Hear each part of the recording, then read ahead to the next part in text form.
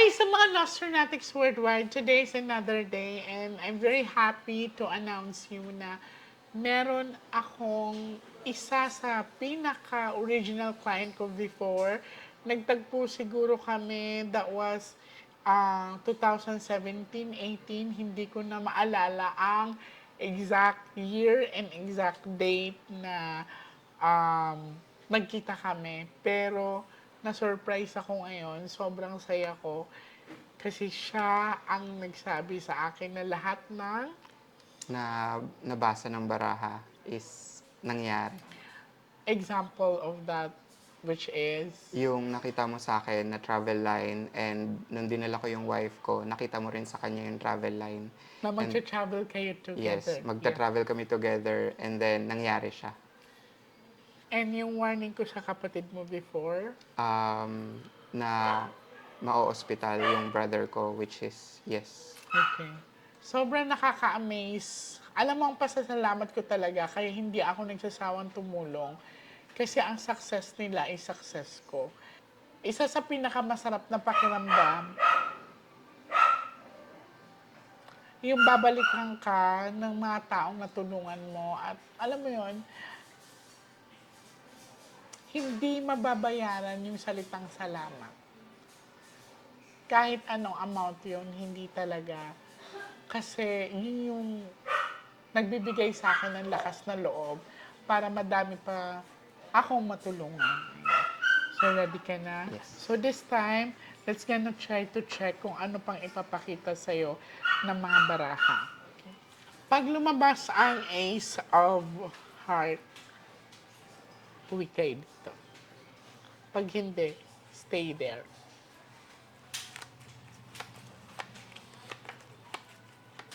And gusto ko din magpasalamat sa partner ko kasi isa din siya sa mga reason kung bakit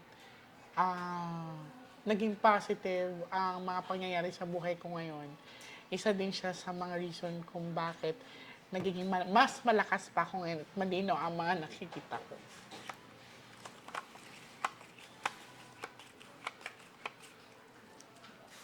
Pick one card. Thank you. Hindi man siya gifted like me, pero I can help him to develop kung ano ang natatago niyang gift sa sarili niya. Ready ka na? Cut the cards into 3.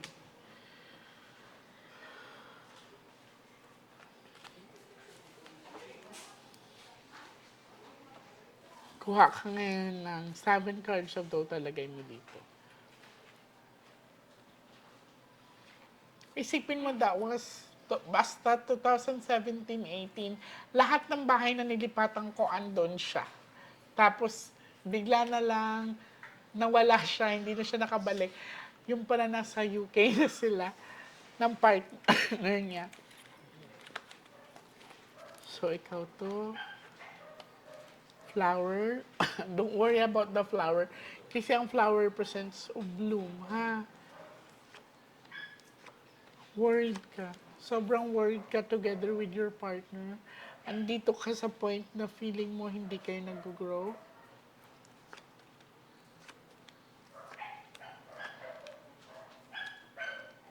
Trust me, you still have your luck. This is a good luck, ha? 8 of diamond and 7 of diamond. Konting tiis lang, naiinip ka. Okay.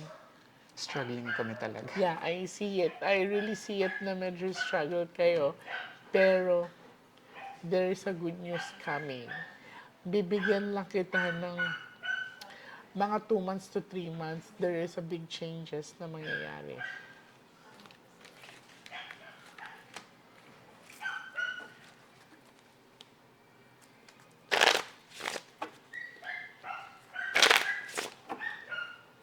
Cut the cards into 3. Brian, di ba? Kuya Brian, yeah.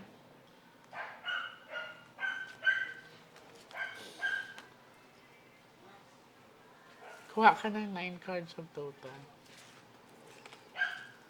Isa to sa mga success story ko na masarap sa pakiramdam na i-share sa mga taong nawawalan na ng pag-asa, especially sa may mga kondisyon.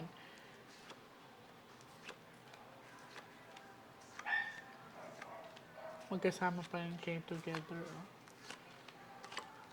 Okay, may nag-jinx pala sa inyo. Ayan, look. Yun. Nafe-feel ko There nga is. din.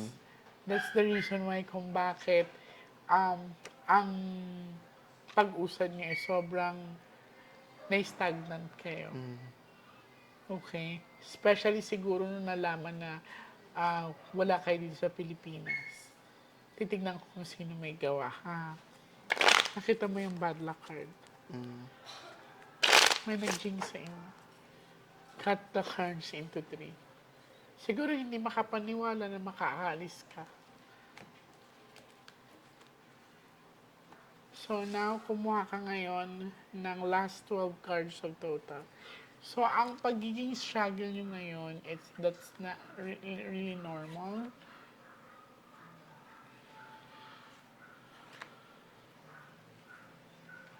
Na-experience niya dati yung bahay ko is sobrang liit ng daanan. Parang 2 tao lang ang pwedeng makapasok. Tapos, sa bahay ko dati, sobrang liit lang. Siksikan sila sa sala, sa hagdan. Yeah, Remember? parang less than 10 yung kasya sa sala. Yes. Tapos, Tapos pipila ka sa sa sa labas, iskinita. sa iskinita, nauulanan sila, naiinitan.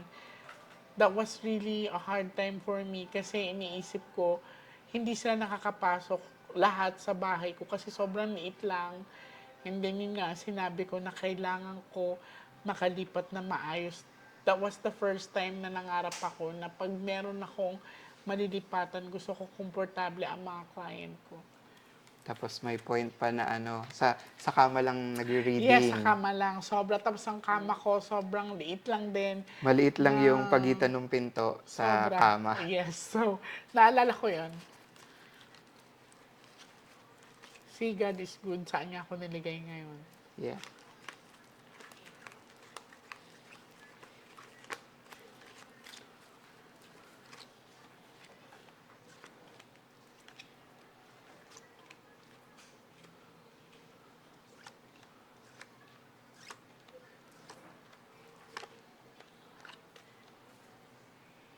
Okay. May kapatid kang lalaki? Ilan kayo? 3 na lang kaming lalaki. Alright. Dito naman na okay naman sa nakikita ko. Hindi pa pinakita sa akin kung sinong gumawa sa'yo, ha? Pero don't you worry. Uulitin ko kung hindi mo kaya makabalik ng Monday, we can do it video call. Okay? Susubukan ko maka-channel, mahanap kung sino ang nag-jinx sa inyo. But this time, trust me, hindi pa kayo pinapabalik sa Pilipinas. Walang ace of heart. Okay? Stay there. Huwag kayong mainip.